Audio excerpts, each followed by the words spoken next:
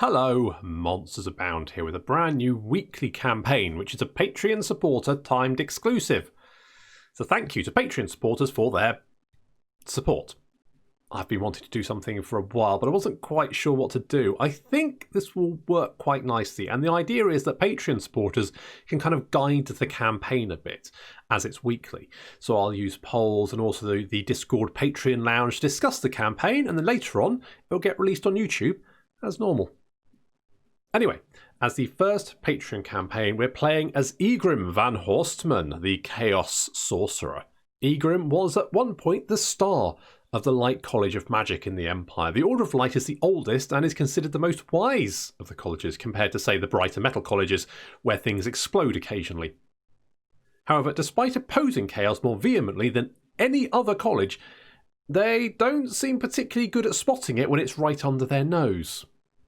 Igrim joined the college as any other budding wizard would, but quickly rose in prominence after single-handedly managing to banish a demon which had carved its way through his fellow neophytes during a failed exorcism. Or so it seemed, because actually Igrim had ferreted the demon away into a little magical prison that he had, and later on got it to sign a really complicated contract that he'd written all over himself. I mean, paper probably would have done, but fine, whatever. Igrim, you see, had been a worshipper of chaos all along, and this was just the start of his machinations. Later on, he acquired the Skull of Catan, a powerful magical artifact, which is actually just a common artifact in Total War, but never mind. He grabbed that from a vault, which I guess was kind of like a museum in the college or something. Some of the more senior mages said he couldn't leave with it, but then the Skull spoke up and said it was fine, and so apparently that was okay. They let this apprentice mage walk out of a vault with a talking skull with the 8-pointed star of chaos emblazoned on its forehead, and that was apparently fine. Turns out Catan was a powerful sorcerer at one point and was like a chaos telephone, so Igrim decided to give Tzeentch a quick call, but you can't just go ringing a chaos gob without a present, and a potted plant wasn't going to cut it. So Igrim nicked a load of ancient and forbidden knowledge from the library and then torched it. I can only assume his late fees must have been horrendous. One quick bell later, and after some bargaining where Igrim refused to sell his soul as part of the deal, another contract was signed, which makes this story sound a bit more like an episode of Suits, but with less demonic energy. Next, Igrim orchestrated a wildly impractical plan, which involved starting a war with the Gold College of Magic, and then getting the Light College Magister Patriarch brutally killed in a wizard's duel to settle the matter. All of which apparently went just as planned, because Tzeentch. This allowed Igrim basically free rein to do whatever he wanted, because the college was now leaderless and reeling from its defeat. Igrim went on to perform a lot of mad shenanigans, such as starting a plague that only he could find the solution to, all of which was planned to line him up to become the next leader of the White College of Magic. Fortunately, or unfortunately, depending on your point of view, one of Igrim's fellow wizards was deeply suspicious of him. Vespian Kant, who, out of all of the wizards of the Light College, did a bit of minor fucking detective work and found that Igrim had been hoarding magical books of forbidden knowledge and had nicked a Chaos Sorcerer's skull. Sherlock he ain't, but apparently that's all it takes in the Light College. Unfortunately for Kant, Igrim had been around the college kissing babies and giving people little presents, so no one would hear a word that lovely Igrim lad was anything other than an upstanding wizard of the White Order. He even gave a lovely musical instrument to his previous chanter master, Alaric. So Kant went to the witch hunters, who really don't usually need a reason to burn wizards at the best of times. After laying down his evidence against Igrim, the witch hunters agreed that they should torch him, probably because they were bored. I'm not sure if it had anything to do with the amount of evidence he had. Unfortunately, at this point, Igrim had already been proclaimed to be the next Magister Patriarch of the college. He went through all the pomp and ceremony, and realising Kant was on his trail, immediately decided to pop down to the basement to take a look at the really evil shit they keep down there. Obviously to make sure it was safely under lock and key, and by the way, where was that key? Almost as soon as Igrim had nipped out of a side door, Kant and the witch hunters arrived, demanding to know where Igrim was. Of course, the Light College argued that he was entirely innocent of all charges, until a horde of demons that Igrim was using to give him more time started killing everyone. Putting one and one together and realising they'd been had, the Light Order was now decidedly unhappy about events, and Chanter Master Ulrich led a team to Igrim's room for some reason. Evidence, I guess? Oh, so it turns out the guy who's been hoarding forbidden knowledge and talking to that evil skull artifact turned out to be a bad guy. Well, that's a turn up for the fucking books, ain't it? Anyway, it turns out this entire thing had been a revenge plot by Igrim, as Alric, the Chanter Master, and his wife had kidnapped Igrim and his sister when they were little nippers and dumped them in a pit of snakes for some reason, and his sister had died. Igrim apparently been fine, but then he'd planned all this all along. Anyway, so long story short, Alric gets locked in a magical prison where he doesn't age and gets to watch the outside world and basically go mad. I mean, if he wasn't mad by the end times, then the sheer stupidity of watching the story unfold probably would have done it. Igrim escapes on a Chaos Dragon, which had been locked below the Light College, called Bordros, just as planned. But right before it leaves Altdorf, the first demon that Igrim had ever captured, the one he'd had sign his body contract, whispered the dragon's own name to it, the name it had had before the dragon had fallen to chaos. And so halfway through the flight to the Northlands, Igrim was probably watching a movie, which he wasn't particularly into, but it was past the time. The dragon then starts trying to kill itself. This culminates the dragon roasting Igrim to death and then subduing itself as the two heads battle for supremacy. As Igrim lays dying of third-degree burns, Bordros, at least the surviving head, pipes up and tells him, "So, are you going to sell your soul to Tzeentch yet, or what?" Thereby concluding that this entire pile of bollocks was Tzeentch just wanting to be right and deciding to do it in the most long-winded way possible. Needless to say, Igrim at that point had no choice. So here we have Igrim himself, and Igrim's faction is called the Cabal, because that is like his little... Basically, he's got kind of a little gathering of Chaos Sorcerers, and they demand to be taken seriously. And because of this, we get some bonuses to just how many Chaos Sorcerers we can recruit. So we get +2 hero capacity for Chaos Sorcerers. So immediately, I've gone and recruited 2 more Chaos Sorcerers. So we start off exactly with David Blaine down here, because of course, you know, famous magician, right? And we've also got Thyrus, because he's one of my mods, and he likes metal magic, and he would probably leave me, and I wouldn't know what to do if I didn't make him a metal mage, so he's a metal mage. And then we've got Paul Daniels, who may like this, not a lot. I can't remember what he used to say. All I remember is he used to like host a show where there was like a yellow triangle, and it was friends with a rabbit, and it had to get into a town, and there was a sludge monster outside, and to get into the town, they had to answer an easy riddle from the gatekeeper, who was a lady in sort of Harlequin spandex. And basically the entire thing sounds like a fever dream. And I can't be sure that it wasn't. Anyway, so we're playing as Vortex because I thought that might be a little bit interesting. And victory condition wise, now we do have the book mechanic that the Tomb Kings have. So there's some books scattered around in different provinces, different cities, and if we acquire them, then we unlock Regiments of Renown, get different bonuses. There's Berserk for sort of the monstrous units, weapon strength for Lords embedded, and also Hero and Lord Recruit rank, Chain Lightning ability and Campaign Line of Sight. There's a Fiery ones, whatever the hell they are.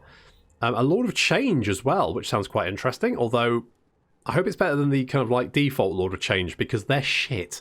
And also a Specialist Chaos Sorcerer as a Boar Claw Hand. So that's fun. Now, what I'm thinking is we go after all these books, right? So we're going to grab these books, and then we're going to go and we're going to take, or we're going to, you know, burn to the ground, the Black Pyramid and the Tower of Hoeth, because I feel like those are sort of like two arcane sort of repositories, right? They hold great knowledge, and that's the kind of thing that Igrim is going to be after, because the actual victory conditions are basically just kill everyone, and it just sounds a bit dull, to be honest.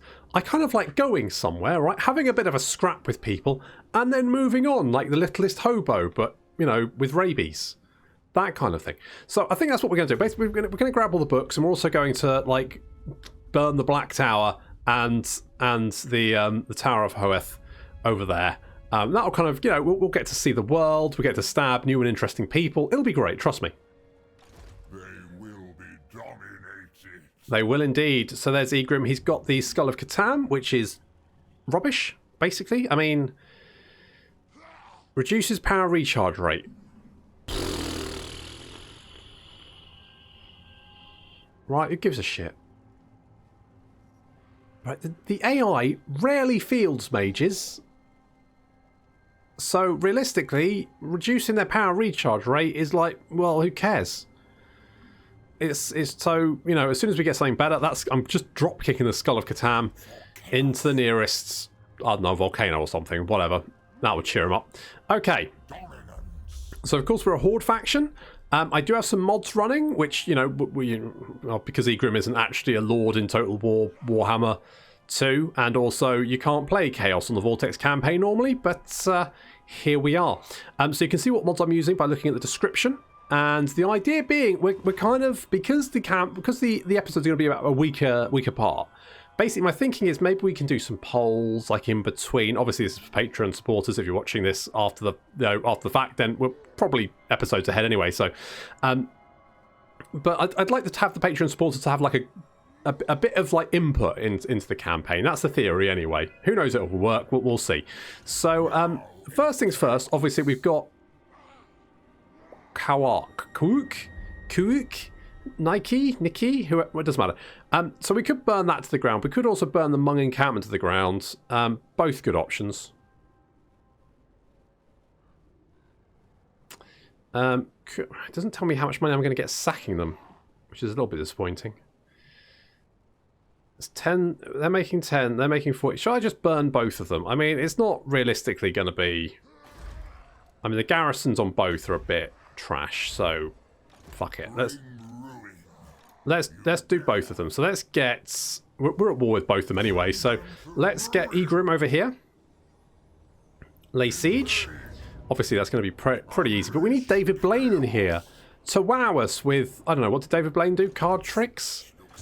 I can't, like, it was the first name that popped into my head after Paul Daniels, so I can't really think of any other TV magicians, like, I guess Penn and Teller?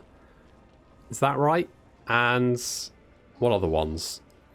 Darren Brown. Is he a wizard? He's not really a magician, is he? He's more sort of like a mind witch. I guess that kind of works. That doesn't matter. Anyway, let's kill these guys. Obviously, we could auto-resolve this, but it's the first battle of the campaign. It's got that new campaign smell.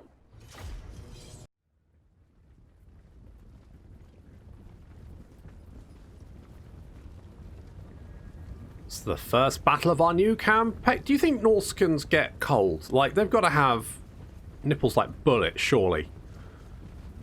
It's got to be icy, hasn't it? It really has. Okay, let's have a look at our boy, at Egrimm Van Horstmann himself. Of course, this is a mod, so he still looks pretty impressive, I think, for a mod. I mean, all of the models in Warhammer do look pretty good, but he's looking okay, isn't he? He's looking pretty fine. He just walked into a tree. That's okay. We'll skim over that. You know, he was probably busy. His mind was on other things, probably all the arcane, forbidden lore and shit. Good. Okay, so we're gonna throw some magic. We don't have much, just some bolt spells, but holy shit, David Blaine. Let's check out how many bloody how many did you kill? 10. Igrim killed 0. Christ, David Blaine throwing out the tricks there. Igrim's got to be a little bit jealous, isn't he? Never mind. Okay, we've got the Manticore on the right flank. On the left flank, we've got our Chaos Spawn, and we're using our Chaos Marauders basically as a shield for the rest of our boys. So hopefully the axe throwers will... No, they're ignoring the Norskans, and they're just going to chuck axes at my Chosen, aren't they? Are they going to chuck axes at my Chosen? Don't chuck axes at my Chosen. They don't have shields.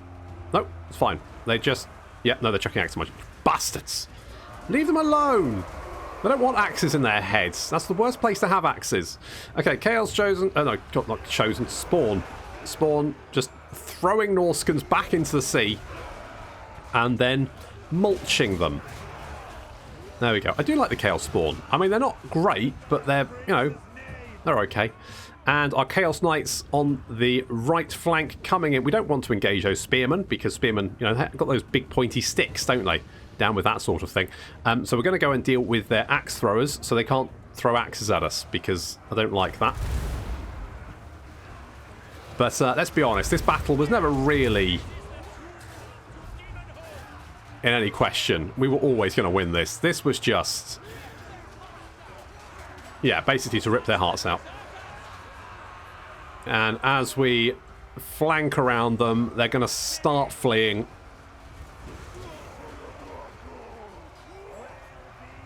No, you won't. You'll be very dead. That guy's head fell off. Chaos Knight's dealing with the Marauder Hunters up there. Good job to you guys. There's our Manticore getting stuck in. He's eaten 17 people. He's going to sleep tonight. Unlike the enemy garrison.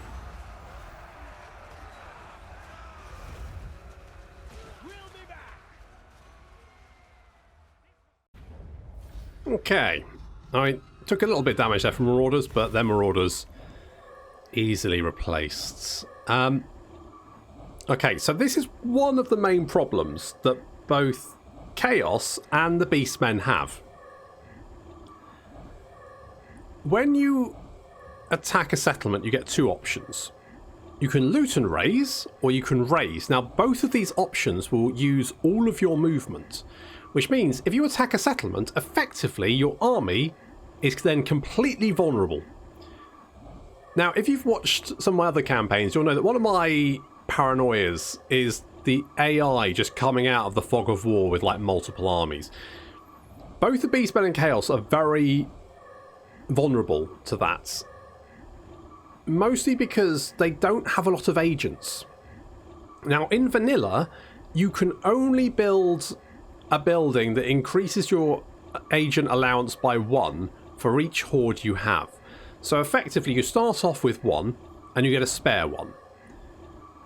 Now, what that means is you can probably have agents in your army, but you don't have any spare to use as scouts to keep an eye on what's going on, so your hordes are effectively blind. Plus, when you do shit like this, they can't move afterwards. I mean, we're going to take the growth, I think, because let's do that. But you'll see that they like move away a little bit, but that's... You can't do anything about that. They'll just move in whichever direction they fancy. And once they've done that, that's it. And you can't do anything either, because it uses all the rest of... You can't even encamp. It's just nothing. That's it. So I feel like that's one of the problems that... let's give more fireball. Sure, David Blaine, you get more fireball. I think that's one of the... I feel like that's one of the problems that kind of the Horde factions have. In that... well, for Chaos and Beastmen anyway, in that the only... Because the only thing you can do is raise, attacking a settlement is actually very dicey in some cases. And because that's how you make your money, it means that it's, like, very risky. So, you know, Horde factions are a little... need a buff, in my opinion, and that's one way. Now, Igrim does have the mark of Zinch, as you'd expect, so he does get 15% damage resistance. He also has 10% ward save as well, because of course he increases, well, although our faction has a ward save of 10% for all Chaos Sorcerers, Igrim's a Chaos Sorcerer, he gets that bonus as well. So he has actually quite a lot of ward save. He's also a Sorcerer of Zinch, so he's immortal, he gives more leadership for melee infantry units, and his magic resistance for melee infantry units as well. I mean, it's fine. It's not particularly exciting, but there we go. And he does get a couple of magic items at level 13 and 17, and he gets Bordros, his Chaos Dragon, of course, the one who, who Zinch used to basically dick him over. And he's also got some skills of his own, so you can see he gets some hero action cost reductions, some Vanguard deployments, he increases Chaos Warriors and Chosen, all that kind of good. So we're probably going to go quite heavy Chaos Warrior, I think. More recruit rank for Chaos Sorcerer Lords and Chaos Sorcerers. Corruption as well. More Winds of Magic. And then the ability to throw Fireballs of Zinch.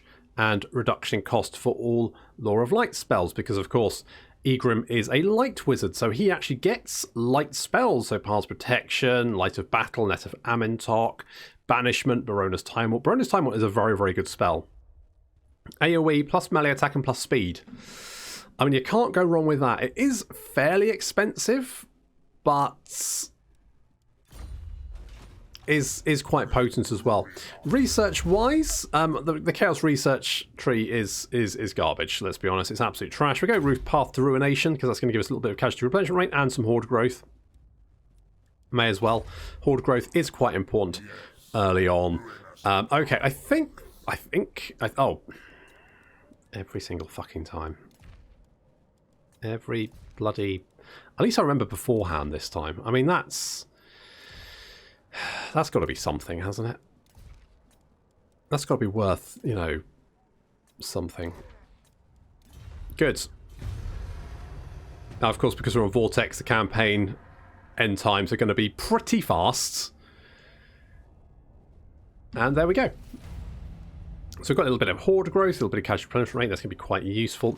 I believe we get additional replenishment depending on the Chaos Corruption in a province. I think that's right.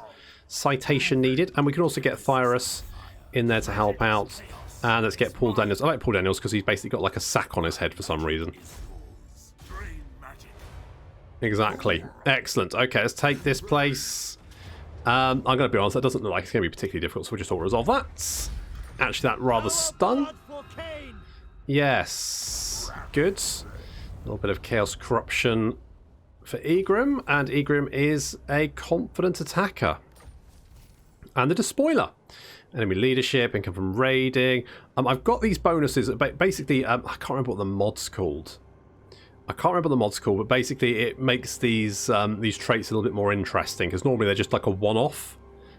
So I don't know if it's going to be broken, but we'll find out how it goes. This does feel quite powerful, but it'll be fine. We've got the little zealot there, and we could do some magic items, to be honest. I'm sure we'll. We've got lots of sorcerers. They'll sniff them out. Now I like to get the Tribes of Chaos first because the growth, particularly for your first Horde, is so important, and also Burning Head, because David Blaine definitely had some Burning Head. Because for 2 turns there, we've raised a couple of settlements, spent 2 turns doing it, and well, we haven't been able to encamp yet. Income from post-battle. Is it skulls for the Skull Throne? Yeah, let's do some of that. Love a bit of skull action. Sounds good. Hello. I think that is Hellebron's faction scampering around. Okay, Thyrus, you've leveled up. Let's give you... You know what? I quite like Gehenna's Golden Hounds. It's a good spell. And Paul Daniels, you can have... the Withering... Yeah, alright. Let's do that. Okay. Let's skedaddle down here, and we can finally encamp for the first time. I don't know if we've got any growth available. Oh, we do. We could get the Trial Pit. So that's going to reduce the upkeep for Chaos Marauders and also allow us to recruit Chaos Warhounds with poison. Now, we've already got the Cabal as a building, a special building.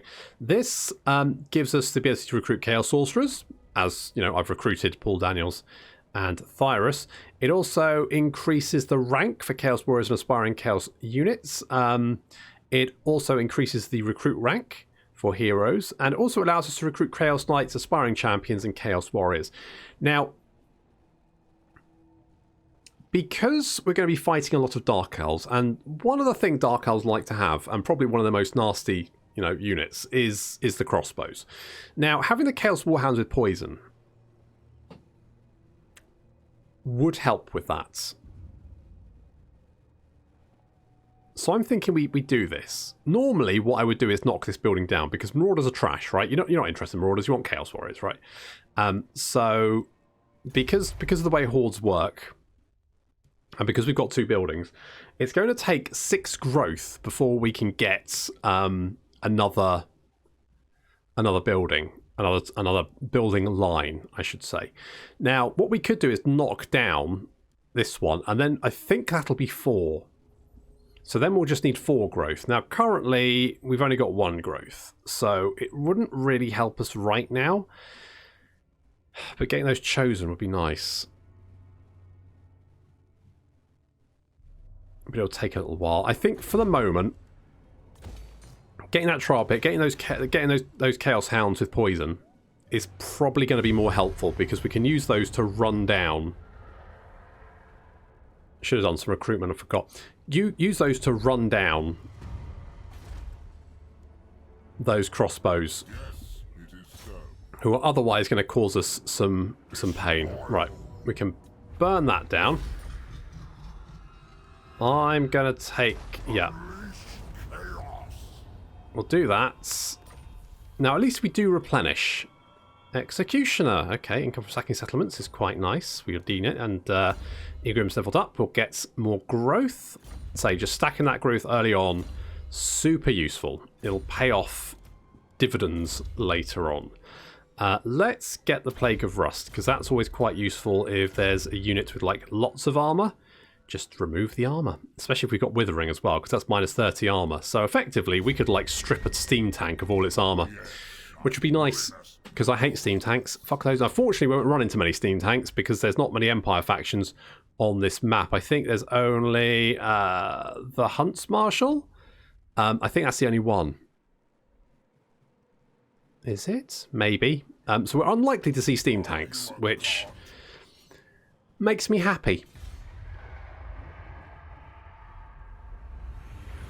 Now, it would be nice to have one of my Chaos Sorcerers maybe out and about. I don't... We've got 3, and I think we can only have 3, can't we? Just double check. Yep, 3 of 3. Okay, that's a pain, but can we do some recruitment? Because I would like to get some... We could spend 2 turns doing it.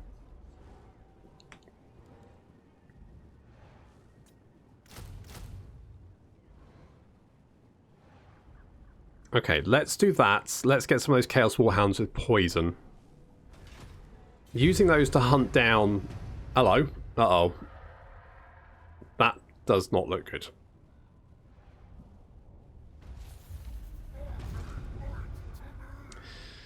Okay, a Cold Hellbrass, who is our other legendary lord of the Cabal, and he is, from what I remember, a bit of a dick who basically regenerates everything around him, I think is his thing. So basically, like, everything around him just regenerates. So he regenerates friend and foe around him. I mean, we'll pick him up at some point, but not right now. Now, Hellebrand's down here. Is it? What we're going to do is not very brave, but we are going to ambush. Now, Chaos factions don't normally have ambush, as far as I'm aware, which is kind of a problem, because particularly in Warhammer 1, you'd end up with, like, most of the good guy factions chasing after you, which was a bit weird. Oh, I really would love to recruit, but I think we need to go down and wipe this army out, because it's basically it's half the army it was, which is going to make it a lot easier to kill. So we're going to go in and deal with that right now. Still, I mean, they've still got some whippy ladies and some swordy boys, and of course Crone Hellebrand herself. But otherwise, it's mostly just trash, and half an army of trash at that. So I think this should be fine.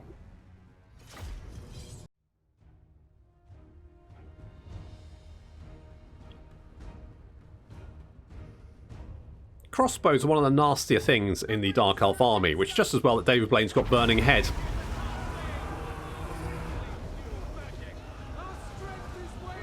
Which... Hellebrand's like, wait, no! No! What the fuck? It's almost like she's looking on in disbelief, like, what just happened to my crossbows? Holy shit. Yeah, we just wiped out all of their crossbows, basically, with one burning head. David Blaine roasted 150 Dark Elves in one burning head, and, yeah. Yeah, good. Okay, so the Whippy Ladies, they're charging, and we've only really got to be worried about the Whippy Ladies. The Whippy Ladies will be quite nasty. But otherwise, I mean, having dealt with the main threat, which is the crossbows, Chaos Warhounds coming in just to mop up the remaining fleeing crossbows. Just make sure they're shattered and they don't come back, which is fine. Our Chaos Knights giving these spears a wide berth, although to be honest, we could probably charge in and deal with them. It wouldn't be too much of a problem. One unit of crossbows managed to escape David Blaine's gentle touch. But the Chaos Warhounds going to finish them off. And then the Chaos Warhounds are basically free to just go in and mess up whoever they like. Chaos Spawn on the right flank, finishing off or helping out with those poor bleak swords. The Whippy Ladies, yeah, did do a lot of damage. They managed to charge in and do a lot of damage. But in comes the Chaos Warhounds to the rear. And our Chosen have finished carving up whatever unit they were dealing with. And so now they're going to deal with the Whippy Ladies. And basically, they're surrounded. Now, Helebron is getting her ass kicked by the Manticore and also our group of very angry magicians. Get them, lads. David Blaine, there's Thyrus, and Paul Daniels, all chasing after her. Demanding to be taken seriously. Perfect. Well, that was absolute carnage. And thanks to David Blaine, really easy. Well, I think that went very well. I mean, that was a fat, burning head. Mwah. Chef kiss. Very, very good. Obviously, we'll take the Doobie Watson. Igrim gets the day after. The trouble with Knights of Debauchery always comes the day after. Not so much hungover as hanged. So he gets some armor-piercing weapon damage and melee attack, which is quite nice. I mean, he will eventually get a dragon, so that works. And we get Lords over Druki. Now, this is interesting because the number of times I get the bonuses for fighting certain factions, and I just don't really give a shit. Bonus for fighting orcs. You're like, who cares? So, and this actually kind of go, oh, actually, this is not bad. Although, I think the research rate may be a bit OP. Because that's faction-wide. So, effectively, you could get that on, multiple armies, multiple lords, and it's the thing with mods. Oh, we get students as well. Everyone gets a student. Lots of research rate increase. So what's our research rate increase at the moment? We're 123. Sure. Let's get Rituals of Corruption. That'll give us a little bit more income when we are raising stuff, I think. And Tribes of Chaos. That's going to get a little bit of growth. So can we see? Right. So we're getting 18 growth a turn, although 10 of that is from that. So we get 8 growth a turn, which isn't too bad, which means we get a population surplus every couple of turns. Which is fine, right? That's not too bad. David, good job. We'll give you Kindle Flame. And Thyrus is going to get Gehenna's Gold. I'm going to buff Gehenna's Golden Hounds up. Paul Daniels is... I quite like the Withering. The added area of effect is quite nice. It's good. Okay, now Harganeth, does that have much in? No, it just had nothing in the way of defences. If we go down there quickly, we might be able to burn it to the ground before Helebron can recover. It's ballsy. It'll take a couple of turns to get down there, but we can go down here. Ah, crap. You waste my time. Destruction for all. Okay, I still think it's doable. So, let's get a couple more units of Chaos Warriors. It's going to take us over our upkeep, but I still think that... Oh, we can get the Warband of Chaos, so that's going to actually increase our upkeep production for all of our units, and only take a turn. So that seems good. We'll go with that.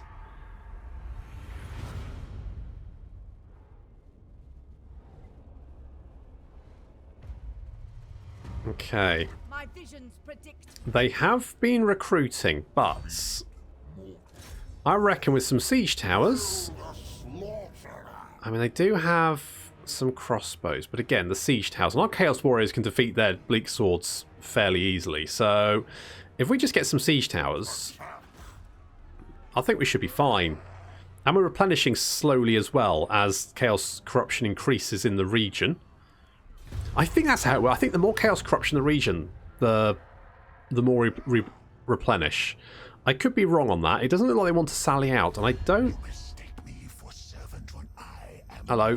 What? Fool. I pity the fool. You want a peace treaty? I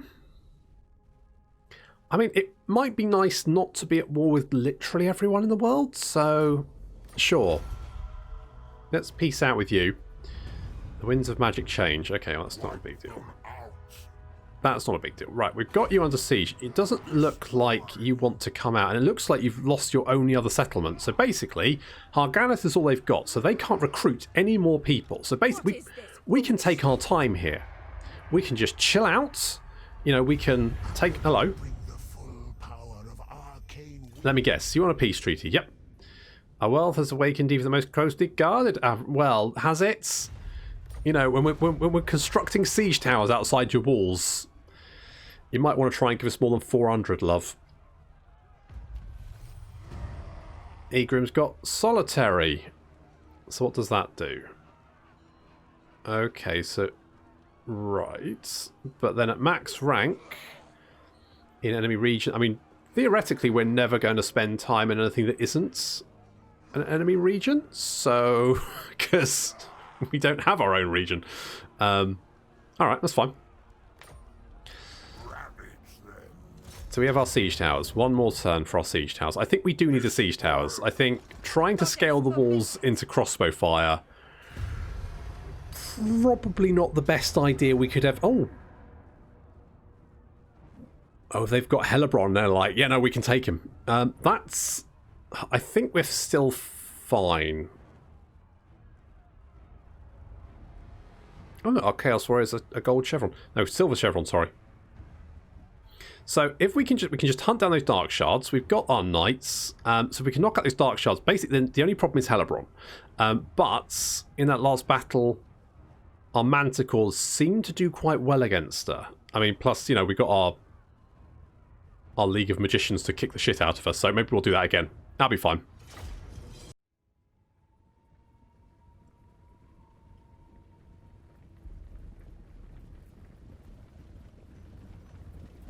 I can't believe they decided to attack us. Honestly, if they just waited one more turn, I would have come to them. Oh well. So they've got a couple of units of crossbows, but we've got our Marauders up in front to basically soak up that damage, which is very good. Chaos Warhounds coming around the rear. Chaos Knights flanking. And yeah, they're picking on the Chosen. Of course they are. Of course they are. This is why those elite... I mean, I'm thinking like Thorgrim and his Hammerers that you start off with. They tend to get their ass kicked quite quickly because basically the AI will focus fire on them. And because they don't have shields and because they are like an expensive unit and you don't have any more of them, you tend to lose a lot of them in every single battle, and so they always end up at half strength, and so you keep them back, and so they're never really that useful. Never mind. Okay, so the Chaos Warhounds coming in from the rear, charging in, doing some good damage. Of course, units charging in the rear don't have melee defense, which makes it very easy for our Chaos Warhounds to do that damage. Our Chaos Knights have given these guys the slip, and here comes some reinforcements, which is unwelcome. Where's Hellebrand? Where is she? Is she over there? Yes. No, that's the Master. Where the fuck is Hellebrand? Oh, she's over there. There she is. That's what the Manticle's dealing with. David Blaine has spotted a perfect opportunity, though, because these guys here, very blocked up, very blobby, very now on fire. Holy shit! The fuck? How many kills? 236. Sure, that'll do it.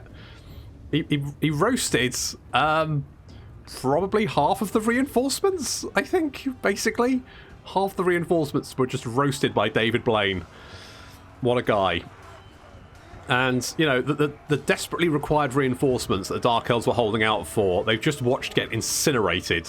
So, obviously, you know, morale's going to drop slightly as they realise no help is coming. Or at least the help they're going to get coming is badly singed. Igrim is just chilling out on the flank there. He doesn't really actually have any decent magic at the moment, unfortunately. Basically, David Blaine is taking all the kudos. That's fine, though. And our poor little Chaos Warriors over here just tanking a whole bunch of Dread Spears. But most importantly, this Master over here who is taking chunks out of them, which we don't really have much of an answer for that. Never mind, because the rest of the Dark Elf army is basically retreating or fleeing. Our Chaos Warhounds are about to get charged in the rear, which isn't going to do them much good. But they've managed to kill, 67 income more Chaos Warhounds to help out. Our Chaos Knights chasing down some more Dark Shards. And our infantry just spreading out to engage everything they can. This little blob over here is getting reinforcements as Chaos Warriors move in to back them up, plus more Chaos Spawn, and the enemy Lord is wounded. Hellebrand was eventually eaten by a Manticore. Good job, Manticore. There she is. Not your first death, is it? Eh? not having a good time. No, especially because, you know, with your garrison dead, well, your city's next, and you don't have any more cities.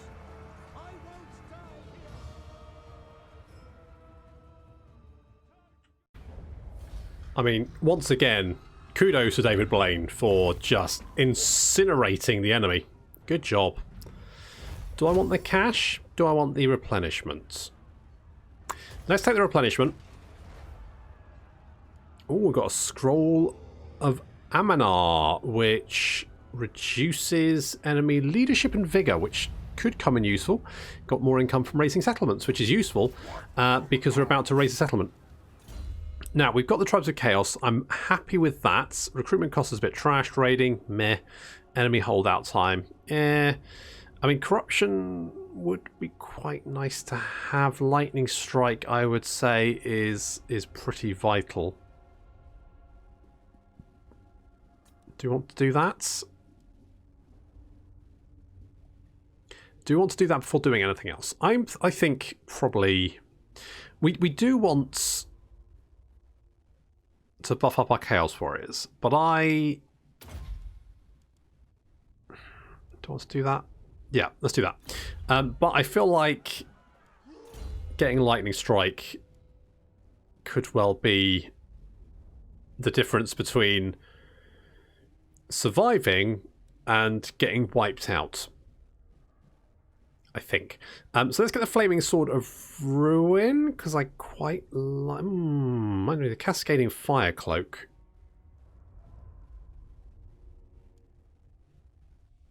It's both good, but on the other hand, Burning Heads, you know, you can't go wrong with a bit of Burning Head. Let's get Evasion for Thyrus, and we'll get Evasion for you as well. The goddess forbids it. Forbids what? This? Well, didn't forbid it hard enough. Let's get the Loot and Raise, and Harganeth are dead. We found another student, apparently. Students just littering Nagarond. Don't know entirely why, but there we go. Igrim has got bold. He's bold, and he's also a slaughterer, which is something that might be a little bit overpowered. Maybe. I don't know. We'll have a discussion about whether we think that's overpowered. I might get rid of it. It does seem a little bit too good.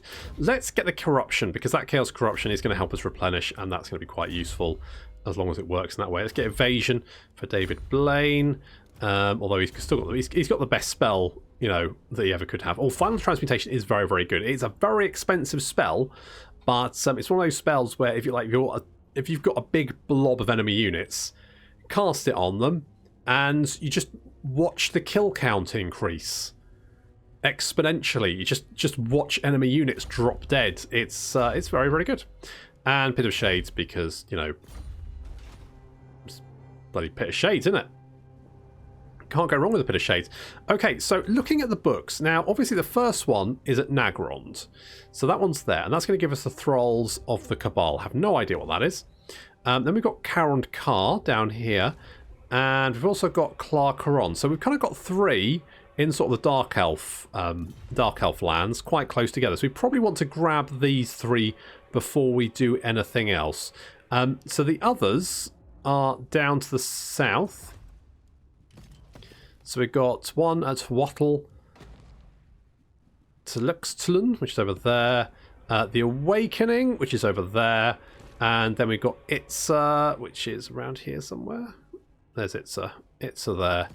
And then finally Chupayotl, which is down there. So I guess the question is, what are we going to hit first? Because Nagarond is going to have sizable defences. But getting it early could, you know, make life a little bit easier for us. On the other hand, you know, Clarkarond and Karond Kar, probably lesser defended, but it's going to give Malekith time to sort of beef up. So which book do we go for first? Nagarond, Karond Kar, or Clarkarond? That, I guess, is the question. But that's... we'll have to wait until next time. Thank you very much for watching, and I'll see you next time.